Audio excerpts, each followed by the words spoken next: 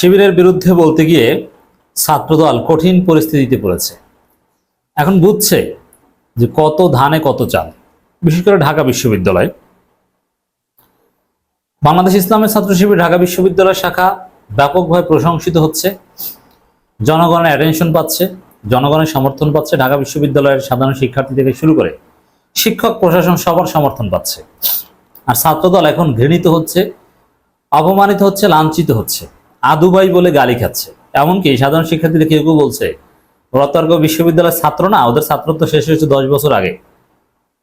ওরা ক্যাম্পাসে আসলে আইডি কার্ড দেখাতে, ওদের আইডি কার্ডের ভ্যালিডিটি আছে কিনা, এই প্রশ্নও কিন্তু কেউ করছে। চালাকি করতে গিয়ে ছাত্রদল একটা ভালো ধরা খেয়েছে। সাধারণ শিক্ষার্থী বাদ দেন, শিবিরের রানিং স্টুডেন্ট যারা নেতা, শিবিরের সবাই রানিং স্টুডেন্ট, তারা যদি ক্যাম্পাসের মোড়ে মোড়ে দাঁড়িয়ে বলে ছাত্রদল নেতাদের, সভাপতি সেক্রেটারি থেকে শুরু করে আইডি কার্ড চেক করে, ওরা তো ঢুকতে পারবে না ক্যাম্পাসে, ওদের তো ছাত্রত্ব নেই, আদুবাই। মানে এই যে অপমান, লাঞ্ছনা, কেন? ছাত্রদলকে নিয়ে এরকম নেগেটিভ কোনো প্রচারণা ছিল না। ছাত্রদল বৈষম্য বিরোধী আন্দোলনে কিংবা হাসিনা পতন আন্দোলনে অসামান্য অবদান রেখেছে। ছাত্রদল প্রশংসিত হচ্ছিল, সাহসিকতা দেখিয়েছে। ছাত্রদল অনেক ছেলেরা শহীদ হয়েছে। সেই ছাত্রদল হঠাৎ এত সমালোচিত কেন হলো? ছাত্রদলের বিভিন্ন অপকর্ম সামনে আসছে এবং শিবিরের সাথে তাত্ত্বিকভাবে লাগতে আসছিল। এটা হাস্যকর। শিবিরের সাথে বুদ্ধিভিত্তিক লড়াইয়ে পার্থক্য হচ্ছে, শিবির যদি 100-র মধ্যে 80 পায়, ছাত্রদল 33ও পাবে না, 30-27 পেয়ে ফেল করবে। এটা হচ্ছে বাস্তবতা। কারণ ছাত্রদলে রানিং স্টুডেন্ট নেই, সবাই আদুবাই, এবং তারা শিক্ষার্থীদের পালস বোঝে না। ছাত্রদল যে ভুল করেছে, ভুলটা বুঝতে পারছে। অবশ্যই তারেক রহমান কারেক্ট করে নেবেন, আমরা বিষয়ে মোটামুটি খোঁজখবর পেয়েছি। তারেক রহমান একটা ক্ষুব্ধ নাকি, অসমর্থিত সোর্স বলছে। বিশেষ করে ছাত্রদলের 2 জন নেতার প্রতি খুব ক্ষুব্ধ। ঢাকা বিশ্ববিদ্যালয়ের সাধারণ সম্পাদক, যিনি শাহবাগীদের সাথে সুর মিলিয়ে ভিসিকে প্রশ্ন করেছেন এবং প্রতিবাদ করেছেন শিবিরের সাথে কেন বৈঠক করা হলো। এর মানে শিবিরের সাথে ঢাবি ভিসি বৈঠক করেছে, এর প্রতিবাদ করেছে ছাত্রদল। চিন্তা করেছেন কোথায় নেমেছে ছাত্রদল? তা প্রতিবাদ করতে গিয়ে তো এখন ব্যাপক বেকায়দায় পড়েছে।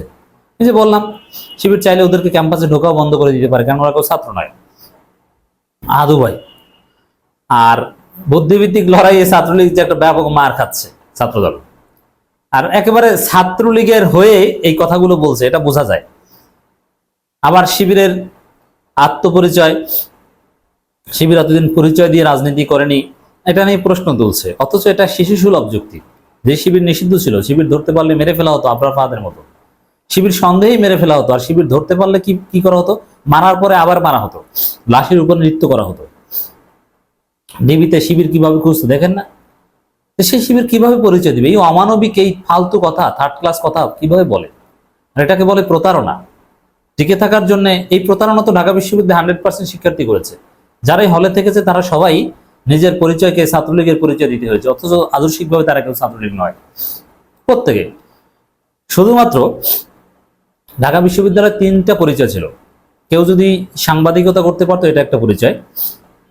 কেউ যদি তাবলিগ করতে পারতো, এটা একটা পরিচয়। তাবলিগের মাধ্যমে কিছু সিট পাওয়া যেত, আর সাংবাদিকতার মাধ্যমে 2-4টা সিট পাওয়া যেত। এছাড়া সবাইকে ছাত্রলীগ পরিচয় দিতে হতো, ছাত্রলীগের পক্ষে মিছিল করতে হতো, স্লোগান দিতে হতো। এর বিনিময়ে ক্যাম্পাসে হলে সিট পেত। এই সহজ হিসাব নিকাশ জেনেও ছাত্রদল শিবিরের বিরুদ্ধে বলছে। তা বললে তো এখন সাধারণ শিক্ষার্থীদের, ঢাকা বিশ্ববিদ্যালয়ের সাবেক শিক্ষার্থীদের বলতে গেলে নাকানি চুবানি খাচ্ছে। ছাত্রদলকে এই বিষয়টা এখন বোঝা উচিত, শিক্ষা নেওয়া উচিত, যে কি করতে গিয়ে কি হয়ে গেল, একটা ধরা খেলো কার্যত।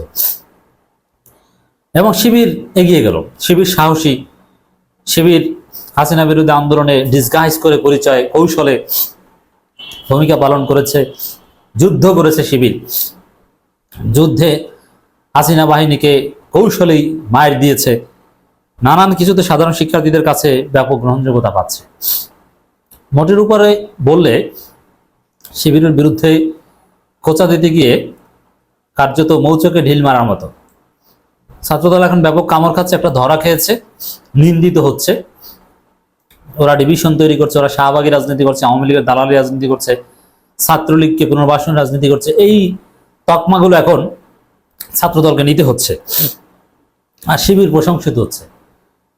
আর চারদিকে ট্যাগ কি, ছাত্রদল হচ্ছে আদুবাই, শিবির হচ্ছে মেধাবী, শিবির নেতাদের সিজিপিএ সামনে আসছে, আর ছাত্রদল নেতাদের সিজিপি একটু সামনে আনেন না, দেখি কে কি পারেন। তো ছাত্রদল একটা ভালো ধরা খেলো।